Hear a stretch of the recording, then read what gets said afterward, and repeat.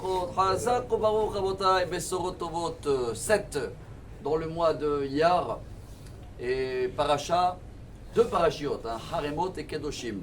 Haremot, c'est des choses divines, c'est l'histoire et les conséquences après les décès des deux enfants de Aaron. Mais Kedoshim, c'est notre mission, ici en bas, Vitem Kedoshim.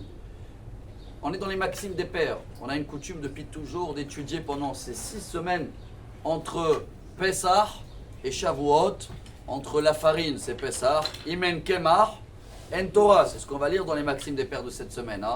Alors, on est dans le 3e chapitre, et il y a un message extraordinaire. Il y en a plus qu'une vingtaine de Mishnayot que je suis sûr que chacun il va prendre le temps pendant Shabbat de comprendre que Derech Eretz Kadma la Torah, c'est la préface de la Torah, c'est le savoir-vivre. Et là-bas, je crois que c'est au nom de Rabbi Hanina ben Dosa. Il dit comme ça, et tout le monde connaît cette phrase, mais je crois que, voilà, cette semaine, on va le travailler encore plus. Kol sheruach habriot nocha emenu, ruach hamakom nocha emenu. Vekol she'en ruach habriot nocha emenu, en ruach hamakom nocha emenu. On va essayer de traduire en français. Chacun qui est, c'est quoi Noach?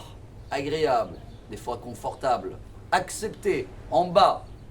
Briote, c'est les gens.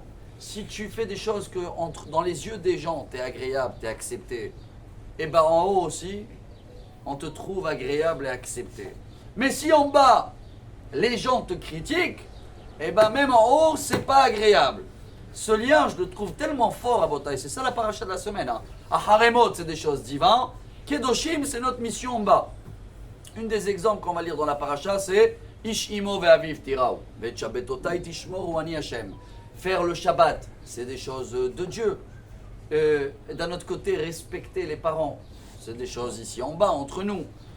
Qu'est-ce qu'il dit Rachid sur place? C'est une halakha. Si les parents, ton père il te demande d'aller transgresser Shabbat, tu l'écoutes?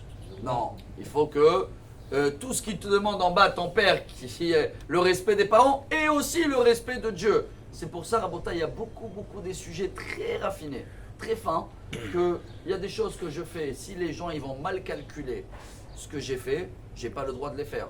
Tu vas me dire, ouais, mais c'est pas grave, Dieu, toi, tu me comprends. Je fais, non. Il y a des choses qui s'appellent Maritaïn, que même dans les chambres, des fois, Hadré, Hadarim, on ne peut pas le faire. Le Talmud est rempli avec des histoires comme ça. Nous, notre devoir, c'est toujours calculer que ce qu'on fait sera acceptable, agréable en bas, que les gens ils vont le comprendre. Mais bien sûr, main à main, qu'en haut aussi, les choses ils vont se comprendre. Et d'un autre côté, quand je fais des mitzvot, quand je fais des maasim tovim, alors toujours je vois de ne pas écraser qui que ce soit. On termine avec le Chafetz Chaim qui disait comme ça, si pour le 3e temple, il va falloir écraser, comme ça il dit marcher sur un juif qui va se vexer, il vaut mieux de ne pas construire le 3e temple. Alors c'est à nous de tout calculer, de tout voir autour de nous, d'essayer d'être agréable en haut, parce qu'on termine avec ça, c'est très dur d'être acceptable avec tout le monde. Des critiques existent toujours.